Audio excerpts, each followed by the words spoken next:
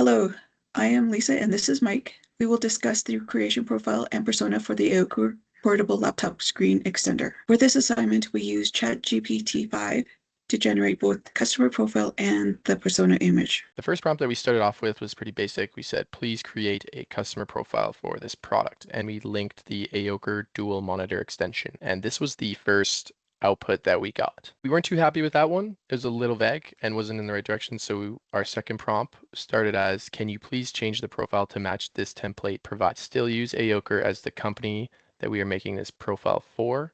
And we then attached the template that you supplied in the assignment into ChatGPT, and it came out like this. And we are actually super happy with the outcome of this prompt. ChatGPT suggested to make a persona for the profile when we generated it. I just added in this template to kind of give it some direction. So the prompt we used was, can you now please generate a one-page persona graphic based on this profile, base it on this image, however, only use the points given from the profile that you provided. And this was on the right here what we got. Tons of mistakes and didn't look great. After reviewing the first image, we refined the request. So we changed it a little bit. We wanted to generate a consumer persona image, including all of the information provided, which was that customer profile we had. Do not generate any new information in this image. And we got remote work Ryan here. Still a lot of spelling mistakes, but we're moving somewhere. When we realized the persona lacked personality, we added recreate remote work Ryan with more personal qualities, but can keep the original data. And this ended up being our final AI customer persona. We began with a simple exploratory prompt to see what ChatGPT 5 could generate. Using the Amazon link for the AOCUR dual screen monitor improved the contextual accuracy.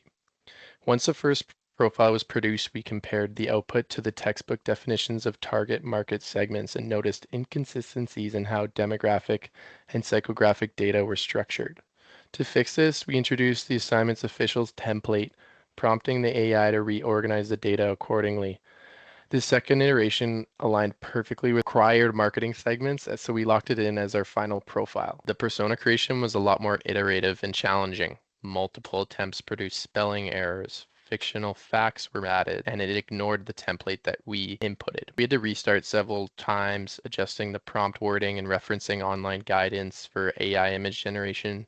Eventually, by embedding our finished customer profile directly into the prompt and insisting that no new data was created, we achieved a lot more of a clean, accurate layout. And finally, after consulting the textbook description of personas, we realized the image lacked a lot of personality. So we issued one last prompt to personalize Ryan, adding small lifestyle details while keeping the data intact. ChatGPT interpreted structure and formatting effectively and created a clear and professional layout. We liked how segmented the data once we gave it that kind of format with the assignment. It was excellent at gathering all that data, so synthesizing the demographic, geographic, psychographic data from quite a minimal input of us just sending a link of a product and it coming up with remote work Ryan. Once guided precisely, the customer profile looked visually professional and usable for maybe some marketing presentations, but there still was some work to do. It struggled with spelling consistency and grammatical errors in the image generation,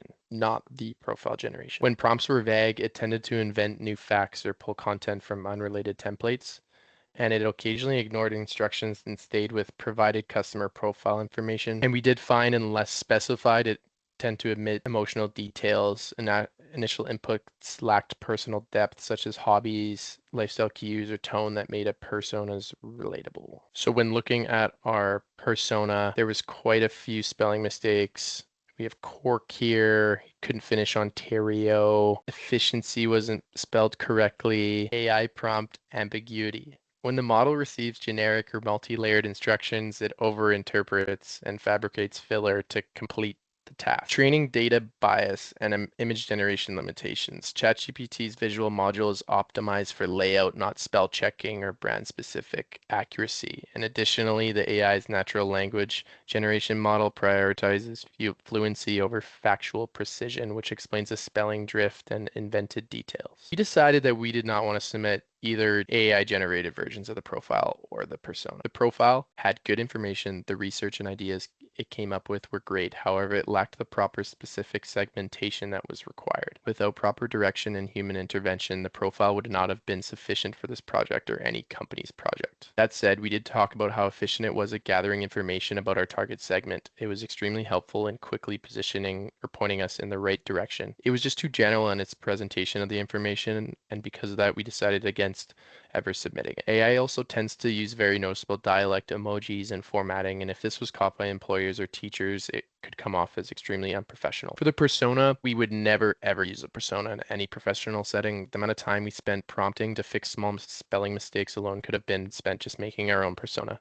It constantly generated random, unrelated facts, and the image was formatted improperly, or it didn't look professional. Even with proper prompts, we found that it could not generate an image we actually liked for this project. Maybe if there were better image generating LLMs, or if we were more experienced with image prompting, this could have gone smoother. However, it seemed like the image generation is just not there yet. Expectations in an employer would be that you would probably create a original and inspiring work. The employer would expect you to take your time with this project and really do the research by yourself and personalize the area of focus. The use of AI could be seen as deceptive, cutting corners. If small spelling mistakes slash missed specifics were noticed in a professional setting, it would be seen as incompetence. This would be embarrassing for the employee, potential firing or demotion, and could also give an employer a bad reputation as well. However, consequences would definitely depend on the company's policy on AI generated content in the workplace. For me, I've adopted AI into a lot of my daily tasks already. I find it to be extremely helpful in generating ideas, organizing my work, and helping me start a task. I believe that AI can be used as a tool to help us achieve more and be more productive. This project reinforced that belief, and it was great at generating the segments